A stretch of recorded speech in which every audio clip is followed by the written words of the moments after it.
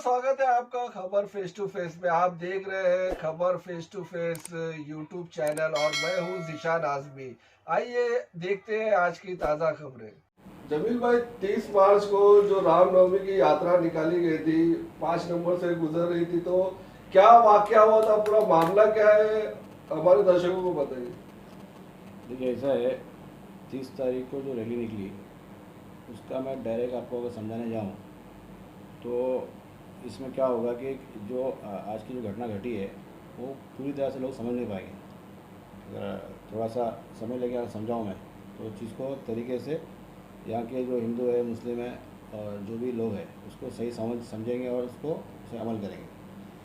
तो मसला कैसा है कि 1 साल पहले भी रैली हुई थी, बराबर, और मालनी में हमारा बचपना निकल गया और पूरी 25-30 साल से मैं मालनी में हूँ, मैं मालनी को देख रहा हूँ। और मालनी में हर धर्म के, हर मज़हब के लोग रहते हैं और हर मज़हब के लोग यहाँ पे रैली, धरना, प्रदर्शन सब करते हैं। तो कहने का मतलब ये है कि आज तक कोई ऐसा दंगा हुआ नहीं। 92 के जो दंगे थे वो पूरी इंडिया में, पूरे हिंदुस्तान में हुए थे, तो इसमें कोई बड़ी बात, अचंभे की बात नहीं थी। मसला क्या है कि इतने सालों से जो भी कुछ वहाँ पे जो घटना, रैलियाँ, प्रोग्राम्स हो रहे थे, कहीं कुछ घटना घटी नहीं। मगर इस 2 साल से मालूनी का वातावरण जो है लोगों ने ख़राब करने का ठान लिया है। और ज़्यादातर जो मालूनी के बाहर के जो हिंदू है वो, और जो बाहर के जो बीजेपी और जो भी आरएसएस के जो भी लोग बाहर के लोग हैं, उन लोगों ने उस मालूनी को बनाया टारगेट, मतलब मालूनी को उन्होंने टारगेट बना दिया है। तो मसला कैसा है कि लास्ट टाइम जो रैली हुई थी उस रैली में भी सेम घटना घटी। इसके पहले जैसे गणपति या नवरात्रि जो भी प्रोग्राम्स हुए, उन्होंने अपने अपने टाइम पे जहाँ जहाँ मस्जिद आती, जहाँ मदरसा आता है, वहाँ उन्होंने माइक बंद किया और आगे निकल गए। इसी तरह से कोई अगर मुस्लिम या हिंदू कोई रिक्शा चलाता है या टैक्सी चलाता है, वो अगर मुस्लिम अगर टैक्सी चला रहा है, मंदिर के पास से गुजर रहा है तो अपना टेप बंद कर देता है आस्था के हिसाब से। और मुस्लिम अगर, हिंदू अगर मस्जिद के सामने से गुजर रहा है टेप बजा के, वो अपना टेप बंद कर देता है। यानी कि यहाँ पे ऐसी परंपरा सालों से रही है। मगर ये बाहर के लोग आकर इस परंपरा को पूरी तरह से बिगाड़ दिए। तो लास्ट टाइम जो घटना घटी उसका बोलने का मतलब ये है कि लास्ट टाइम जो घटना जो थी, यही घटना थी कि जब काफ़ी सालों से एक मस्जिद है, जामा मस्जिद 7 नंबर की, उस मस्जिद का हर आदमी आदर करता है, हिंदू भी करता है, मुस्लिम भी करता है, सब करते हैं। तो अक्सर जो है ना, अक्सर हमेशा वहाँ पर जो है रैली हुई है। तो मगर जहाँ मस्जिद के पास आने के बाद लोगों ने माइक और अपना जो डीजे वीजे बंद करते हैं, ढोल बजा बंद करते हैं। इस टाइम जो है ना, ऐसा लास्ट ईयर, इस टाइम ऐसा नहीं हुआ।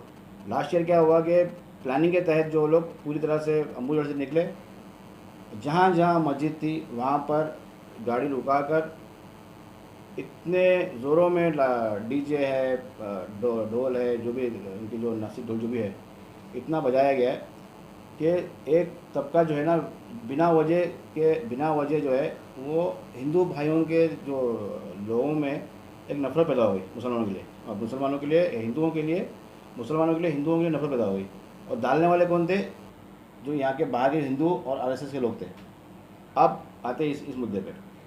तो लास्ट टाइम जो रैली हुई थी उसमें जो यहाँ के जो पुराने डीसीपी जो थे, ठाकुर साहब, और जो एडिशनल कमिश्नर थे, पटवाल साहब, उन्होंने उस चीज़ को पूरा देखते हुए अच्छी तरह हैंडल किया और रैली ख़त्म होते ही उन पे केस बनाया और सबको ऐसा एक्शन लिया। और सबको जो जितने भी ये साल जितने लोगों ने प्रोग्राम किया जो इसका रैली का, वही लोग थे जो लास्ट टाइम थे।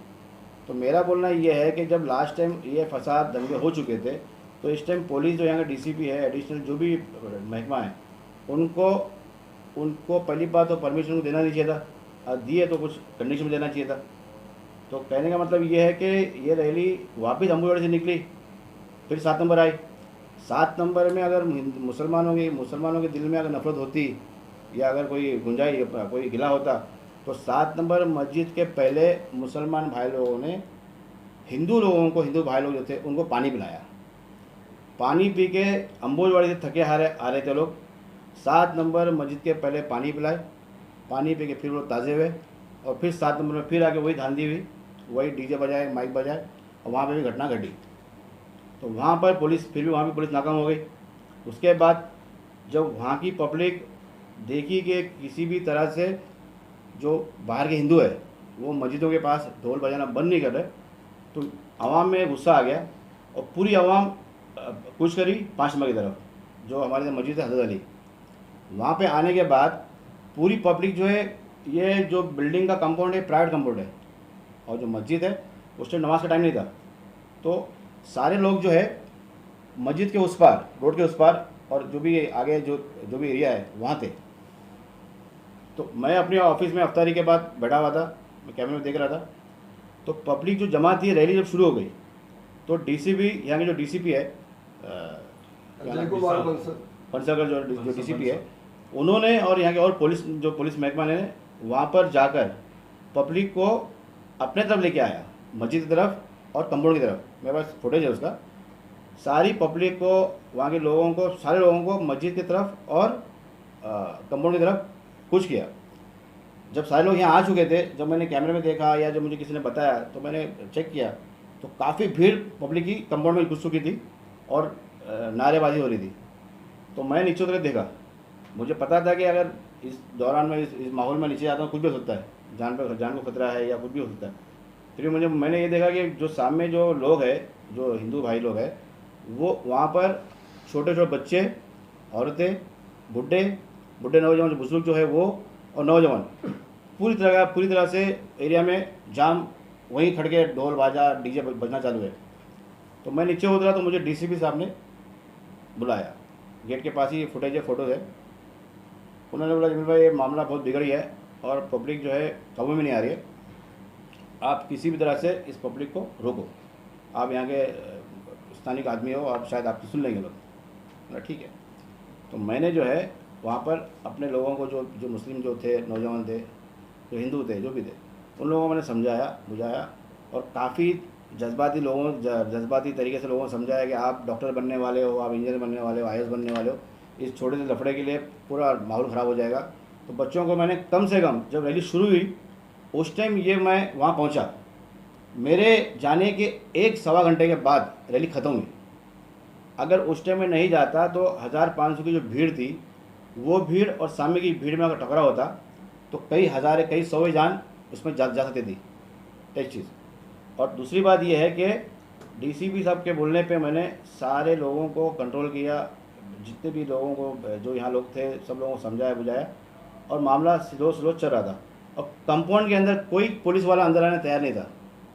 500, 1000, 2000 की भीड़ को मैंने अकेला संभाला। अगर मैं 1.5-2 घंटा वो लोगों को नहीं संभालता, उसी टाइम अगर लफड़ा हो गया होता तो 2 घंटे की रैली और बाकी थी, 1 घंटे की रैली बाकी थी। आप सोचो क्या होता। तो इसका मतलब क्या है कि पुलिस में ये जो रैली में पूरी तरह से पुलिस जो है नाकाम हो गई। और जब मैं रैली को, जब पूरे लोगों को संभाला, तो सारे पुलिस के महकमा के जितने लोग थे, हवलदार से लेके जितने बड़े जो वरिष्ठ थे, सब ने थैंक्स जमील भाई, बहुत शुक्रिया, आप you are great, you are मतलब जीनियस, बोले आप ही हो जो मतलब यहाँ लोगों को संभाला, आप नहीं होते तो ये भीड़ काबू में आने वाली नहीं थी। तो मुझे क्या लगा कि ये लगता है ये पुलिस जो आज मैंने जो घटना रोका हूँ, तो मुझे लगा कि कोई ऐसा, मुझे पता नहीं ऐसा कोई रिवॉर्ड होगा पता ना, शांति होगा, पता ना शांति का रिवॉर्ड होगा या नेशनल रिवॉर्ड होगा। तो मुझे इनाम, मतलब गवर्नमेंट जो शायद मुझे एक इनाम देगी कि भाई इतने लोगों की जान बचाया मैंने, और इतने लोगों को मैंने ये किया हूँ। और मैं सारी रैली ख़त्म हुई, थोड़ा जो भी आगे पीछे जब झगड़ा शुरू हुआ तो पत्थरबाजी। जमील भाई, पुलिस फिर आपको उसके बदले में अवार्ड और रिवॉर्ड और इनाम देने के बदले में गैदरिंग का फिर आपके आरोप क्यों लगाया सर जी? ऐसा और है, 7 सेक्शन आपके ऊपर धारा क्यों लगाएगी? देखिए ऐसा है, मेरे ऊपर जो सेक्शन है गैदरिंग का जी मेरे पास पूरा फुटेज है मेरे पास। जी मैं अपने ऑफिस से जब नीचे उतरा हूँ तो पूरा कंपाउंड भर चुका था। जी मतलब आई एम नॉट, मैं इसमें इन्वॉल्व नहीं था, गैदरिंग में लोगों को मैंने उसका नहीं बुलाने के लिए। जी। और दूसरी बात, गैदरिंग जो किया है यहाँ के डीसीपी और जो यहाँ के पुलिस वाले जो थे, उन्होंने पब्लिक को गैदरिंग करके मेरे कंपाउंड में और मस्जिद में घुसाया। तो गैदरिंग उनके ऊपर लागू होता है, मेरे पर लागू नहीं होता है। और रही बात, हाँ बोलिए। आगे में जब शुक्रिया अदा किया था प्रशासन ने आपका, उसका फुटेज है आपके पास? सारे फुटेज मेरे पास, सारे फुटेज है। शुक्रिया अदा जितने पुलिस वाले थे। आरोप जो लगाया किस आधार पर उन्होंने लगाया? देखिए आरोप कैसा है, रात के 11 बजे तक तो मैं हीरो था।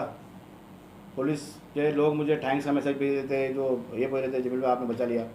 3 बजे के बाद कौन सा मंत्री, कौन सी सरकार या कौन सा प्रेशर, मुझे नहीं मालूम क्या आया, और 3-7 दिन के बाद तय हो गया कि जमील भाई में केस बनाओ। सर जो इतने लोग यहाँ पर आए आपके इधर कंपाउंड में, इतनी जल्दी 10 मिनट या 15 मिनट के अंदर में जो इतने लोग आ गए, तो ये कहीं ना कहीं ऐसा तो नहीं कि आपको या बदनाम करने के लिए या तो आपके पीछे कोई साजिश या इतने लोग जमा होने का मकसद इतनी जल्दी क्या था? देखिए ऐसा है कि साजिश बदनामी एक अलग चीज़ है। मतलब आई एम नॉट पॉलिटिशियन, मतलब पॉलिटिशियन नहीं हूँ मैं, और इस भीड़ जमा होने से मेरा कोई फ़ायदा नहीं है, भीड़ के बिखरने से मेरा कोई फ़ायदा नहीं है। यहाँ पर भीड़ को जो पब्लिक भीड़ जो कैमरे पर जो फुटेज है वो फुटेज के, अगर फुटेज में दिखाने जाऊँ आपको तो फुटेज के हिसाब से पब्लिक ऑलरेडी वहाँ जमा हो चुकी थी रैली के साथ। उस भीड़ को अंदर लाने का काम पुलिस ने किया। इसी जगह को क्यों चुना गया जो कि आप वहाँ पे अच्छा कोऑपरेट कर रहे थे, लेकिन आपकी इसी बिल्डिंग को क्यों चुना गया? देखिए ऐसा है कि ये बिल्डिंग को 2 साल से 3 साल से जो ना, ये हमारे जो यहाँ के पालक मंत्री है लोधा जी जो है ना, उस मस्जिद को कुछ लोगों ने उनको गुमराह किया है कि कुछ लोगों ने कहा कि ये मस्जिद इलीगल है, ये मस्जिद गलत जगह बनी हुई है या हिंदुओं की जगहों में बनी हुई है। ऐसा नहीं है। इस मस्जिद को प्रॉपर जो है मस्जिद को परचेज़ किया हुआ है, इसका 7 बारह है, इसका प्रॉपर्टी कार्ड है, और बनने के बाद इस मस्जिद का प्लान पुटअप किया हुआ है और उसके बाद इस मस्जिद को वफ़ कर दिया है। तो मैं समझता हूँ पूरी मुंबई में कुछ ही मस्जिद ऐसी है जो वफ़ की मस्जिद जो होती है, उसमें एक मस्जिद ये है। और लोधा जी को समझना ये चाहिए कि लोधा जी है पालक मंत्री है, इस सरकार के मंत्री है, तो पूरी सरकार के मंत्री पूरे महाराष्ट्र की मतलब जनता है। तो ये मुझे लगता है कि इससे मालूम है कि 8-10 लोग जो यहाँ पे है वो उन्हीं के पालक मंत्री है और उन्हीं के साथ में उनका समझौता है। तो मेरा कहना ये है कि अगर कोई भी इंसान जब तक इलेक्शन लड़ता है तो पार्टी का होता है, जीतने के बाद वो आम का होता है। तो मेरा भी पालक मंत्री है वो, उनका भी पालक मंत्री है। जैसे कि यहाँ के लोकल एमएलए असलम शेख जी है जी। तो ये वारदात के टाइम पर भी नहीं है और ये प्रेजेंट भी नहीं थे, तो उसके बारे में आपका क्या कहना है? देखिए ऐसा है कि मैं कोई पॉलिटिशियन नहीं हूँ, मेरे सामने जो आया मैं उसी बात करूँगा। और रही बात असलम जी कहाँ थे क्या नहीं थे, वो आप उनसे पूछिए। तो आपके डिफेंस में आप क्या कहना चाहते हैं? मैं नहीं था ना इसमें, मैं हूँ नहीं। आप पे एफआईआर दर्ज हुआ तो आपने प्रशासन से बात किया कि भाई आपने मेरा शुक्रिया अदा किया, उसके बावजूद भी एफआईआर बना दिया? मैंने डीसीपी साहब को फ़ोन किया था, मैंने बोला कि आपने मुझे थैंक्स, और आपने मुझे कहा कि आप जमील भाई आप कुछ भी करो, यहाँ के लोगों को संभालो, और मैंने बोला आप डीजे बंद कर दो, तो आप बोला डीजे बंद होना मुश्किल है, आप यहाँ के लोगों को संभाल लो, और मैं आप यहाँ संभालो मैं वहाँ संभालता हूँ, और उसके बाद आपको मुझे इनाम देना चाहिए, इनाम के बदले में आप मुझे केस दे दिए। तो उन्होंने कहा कि जमील भाई ऐसा है कि गैदरिंग वहाँ पे पब्लिक जमा कैसा हुई, बोला आपने जमा किया उसको, मेरे पास मैंने मोबाइल में बोला उनको। सर मस्जिद के 100 मीटर के दायरे के अंदर कोई भी चीज़ बजाने का अलाउ नहीं है, आप क्या आप मानते हैं इस बात को? सर जी ऐसा है, डीजे बजाने के परमिशन तो मुंबई में है नहीं जी। इतने जॉइंट सीपी लेवल का ऑफिसर, एडिशनल लेवल का ऑफिसर, डीसीपी लेवल का ऑफिसर वहाँ पे होने के बाद डीजे बजाया तो लॉ एंड ऑर्डर तो खराब हुआ ही, तो कार्रवाई तुम पे होना चाहिए। तो आप मानते हैं कि कानून का उल्लंघन हुआ है यहाँ पे? पूरी तरह से जी। क्या कोई सोची समझी साजिश थी? देखिए साजिश थी या नहीं थी वो मैं साबित नहीं कर सकता हूँ, वो आने वाले दिनों में मालूम पड़ जाएगा, और मगर इसमें जो है पूरी तरह से पुलिस नाकाम रही है। और एक बहुत बड़ा हादसा जो सवे मतलब कई बच्चे बूढ़े हिंदू बच्चियाँ लड़कियाँ बुजुर्ग जो लोग और यहाँ के जो नौजवान लड़के आपस में लड़ते मरते, उस हादसे को मैंने रोका हूँ और उसका जो अल्लाह देगा उसका जो असर जो है अल्लाह देगा इंशाल्लाह। अगला कदम क्या होगा अभी आपका? देखिए ऐसा है कि उन्होंने इनाम के बदले में केस दिया है तो उसके खिलाफ तो कार्रवाई होगी, अंजाम जो भी होगा उसका, मगर लास्ट दम तक जो है उसके लिए लड़ाई होगी। आपके पास सारे प्रूफ है? सारे एविडेंस है। देखिए ऐसा है कि मेरे ऑफिस बिल्डिंग में 100 कैमरे हैं, CCTV 100 CCTV है और 200-500 कम से कम लोगों ने शूटिंग निकाला हुआ है। तो और जो उन्होंने शूटिंग निकाला है वो इस साइड निकाला हुआ है, बिल्डिंग के इस साइड। तो सिर्फ जो मुस्लिम लड़कों की फुटेज उनके पास है, जो डोम से निकाला हुआ है फुटेज, जो वहाँ पे जो हिंदू लोगों ने जो पत्थर फेंका वो उनका फुटेज है क्या नहीं मुझे नहीं मालूम, मगर ये सारी फुटेज यहीं की दिखा रहे। एक तबके को बदनाम करने की कोशिश, एक ही तबके को पूरी सा टारगेट, और एक मंत्री लेवल का आदमी जो लोधा जी जो है उनको एक बड़ा आदमी होने के कारण अच्छी बात बीच में आके दोनों समाज से मिलना चाहिए, क्या होगा समझना चाहिए। 8 लोगों के पालक मंत्री है, अब अल्लाह ही जाने ऐसा पालक मंत्री क्या होगा। तो क्या आप कहना चाहते हैं सिर्फ एक तरफा कार्रवाई हुई है, दूसरे पक्ष पे कोई कार्रवाई देखिए नहीं हुई? एक तरफा कार्रवाई हुई है, दूसरे पक्ष पे कोई कार्रवाई नहीं हुई है। अगर एक कार्रवाई दूसरे पक्ष पे भी होना चाहिए क्योंकि फुटेज दोनों की तरफ दोनों के पास है, दोनों जगह पत्थरबाजी हुई है। अगर पुलिस किसी सरकार के थ्रू या किसी के थ्रू प्रेशर में आके नहीं करती है तो हम इस चीज़ को लेकर हाई कोर्ट जाएंगे, हाई कोर्ट से इसका न्याय लेंगे। थैंक यू, शुक्रिया बहुत बहुत।